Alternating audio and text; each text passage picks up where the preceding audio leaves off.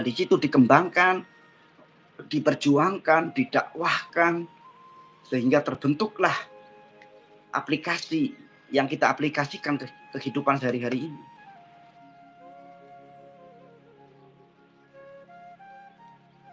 Tuh ya, jadi mau sampai kapan kalau kita masih diem terus, tidak ada sisi kita disuruh bergabung, dikasih wadah di grup pada keluar, maunya seperti apa itu?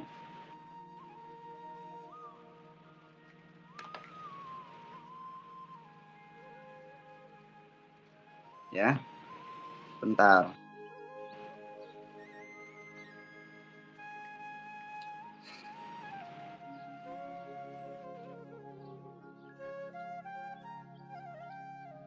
Assalamualaikum.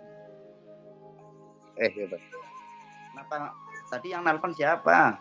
Itu yang mau jadi narasumber tuh. Udah dari tadi ngeklik nggak bisa katanya. Belum subscribe kali. Coba. Saya lagi ada tamu soalnya, baru datang. Saya live ya. Saya live ya.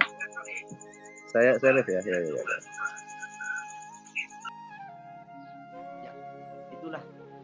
Alhamdulillah dengan lapang dadanya dan keikhlasan daripada Kang Jo Mikail yang sudah mempersilahkan kepada seluruh orang-orang yang spiritual, orang-orang yang diperjalankan untuk memberikan suatu wadah yang ada di Bekasi itu, supaya kita ini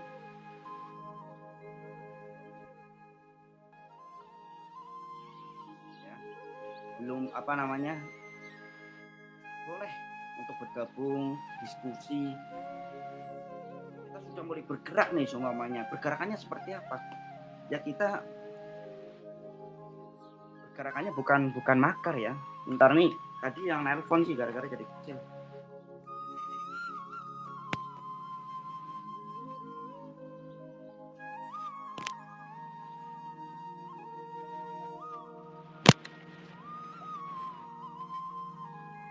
Assalamualaikum. Oh, waalaikumsalam. Suaranya kedengaran nggak? Kedengaran. Ini Ya. matiin feedback. Ya. Assalamualaikum untuk kita semua. Salam rahayu, salam perdamaian, salam kebaikan untuk kita semua. Mas, jelas suaranya Mas ya? Suaranya jelas. Jelas ya. Punya saya tuh kedengaran nggak di situ? Ya. Jelas kedengaran. Apa namanya? Dari siapa nih, Utun dah 2 malam di rumah Bang P. Itu lagi dari ini untuk Bang Utun ya, Bang Utun. Salam kenal. Menungsanya mana menungsanya, Bang Utun? Coba lihat menungsanya. Bang Utun katanya di situ. Tamu. Hah? Boleh dikenalkan. Coba di situ lagi aktivitas apa nih? Lagi kebetulan kalau Mas Jo-nya lagi ada tamu. Bang Utun itu ya? Iya. Dari mana? Ya kurang tahu juga ya, tamu Mas Jo-nya. Jadi ada keperluan dia. Okay. Oh ya, masalah ada urusan mobil lah. Ya. Ya baik. Oke. Mas, ada gimana? Apa nih yang perlu kita bahas ini? Ya kita bahas untuk orang-orang yang diperjalankan. Kenapa tuh masih tidur aja tuh, belum bergerak nih? Itu kenapa ini? Maksudnya sedangkan situasi dan kondisi seperti ini dengan tanda-tanda yang suara saya kecil banget apa gimana sih? Enggak jelas saya mendengarkan apa dulu sampai apa yang lokal Mas. Kalau suara saya jelas ya? Jelas ya, Nah, Mas ya? ya itulah maksudnya gini. Nah, dalam hal ini pembahasan tentang akhir zaman ini, kita jangan hanya membahas, tetapi tidak pernah akan mengerucut, tidak pernah akan ketemu titik terangnya. Nah, ini itu udah berapa tahun kayak gini terus nih. Jadi dalam penyatuan pun saya tuh mengajak orang-orang untuk bersatu, untuk yang katanya diperjalankan, ya. Lagi itu perbaikan jalan. Oh, keren demo. Kita ini kita melakukan sesuatu. Nah, menurut sampean ini bagaimana Yang tadi yang 2000 putar kan supaya ini menemukan titiknya? enggak. Oke, baik. Ya ini ya yang kedua kali ya. Salam kenal buat semua ya. Saya akan menjawab pertanyaan dari Mas Sufyan. Jadi ya seperti kemarin ya subuh ya waktu kita live juga ya mungkin saya berbicara ya sampai berlebih-lebih kayak gitu, dimaafkan saya. Mungkin bahasa saya agak sedikit apa ya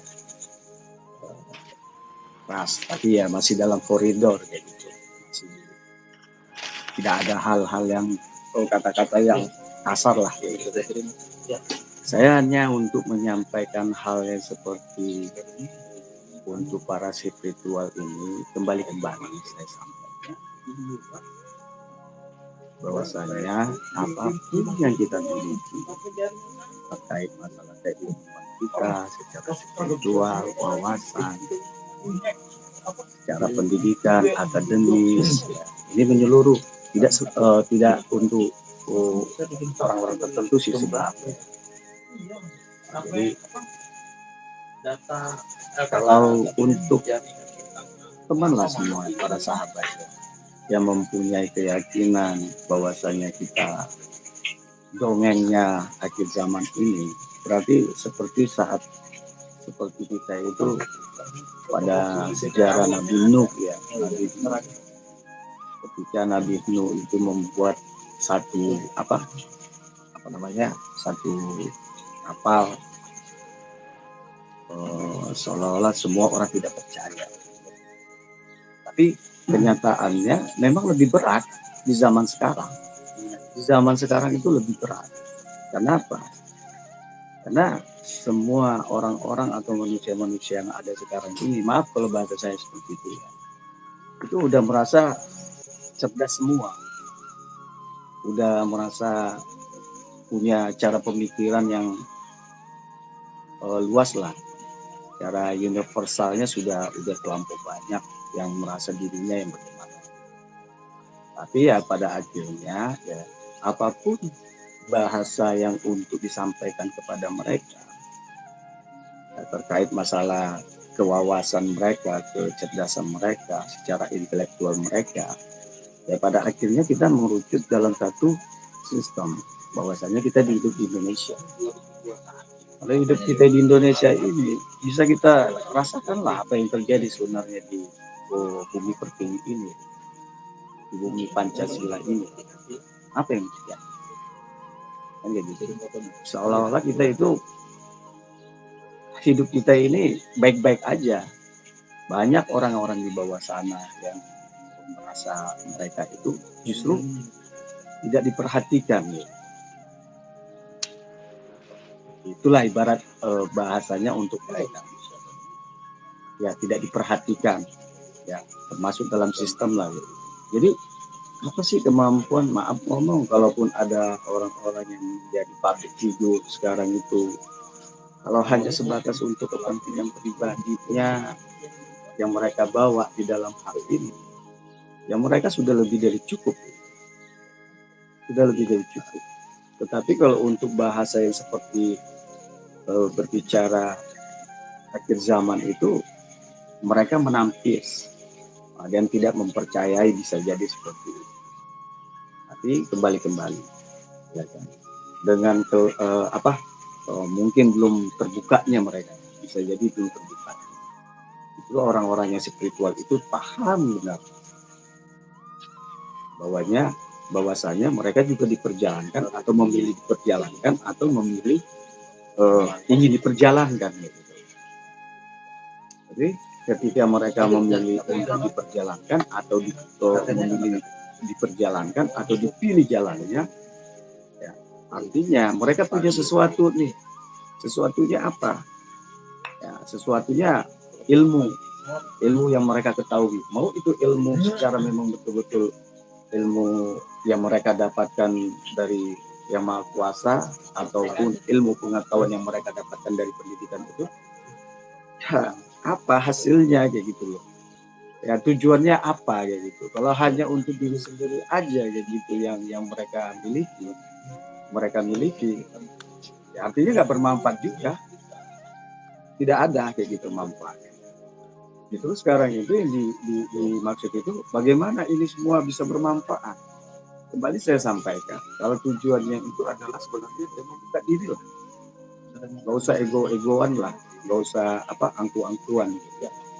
Siapa sih orang, maaf ngomong kalau saya bisa berbicara, orang yang paling kaya sedunia ini siapa sih? Nah, tapi mereka juga kan tidak pernah menghindar daripada ibarat bilang pertanggungjawaban. Manusia sekarang itu umurnya anggaplah sekitar 70, 80. Kalau ada umur orang 80 dengan kondisinya 80 udah serba semua kekurangan. Nah, artinya dari fisiknya, dari cara berpikirnya semuanya sudah berkurang. Nah, itu udah manusiawi banget. Tapi ingat, ya, ketika umur sudah berumur juga seperti itu, ya, kalau mau dipikir, kalau saya ya berpikirnya secara logika. Contohnya aja seperti anggap saya punya orang tua. Gitu. Maaf, orang tua saya dulu yang bagaimana. Ketika udah waktu muda-mudanya gagah, tapi ketika sudah berumur kayak gitu, maaf, akhirnya anak-anak juga yang ngurusin. Ya, kalau saya menurut sampai orang tua saya mengatakan begini, ya kalau Allah bisa tarik nyawa saya aja deh daripada saya orang tua saya, anak-anak saya nyusahin anak-anak saya. Mending kalau anak-anak saya itu ngurusin saya itu dengan ikhlas ya. Gitu. Tapi kayak gitu juga kebanyakan orang-orang itu. Jadi kebanyakan orang itu tidak berpikir ke situ gitu. Pada akhirnya kita berumur, oke, wajahmu cantik atau ganteng saja.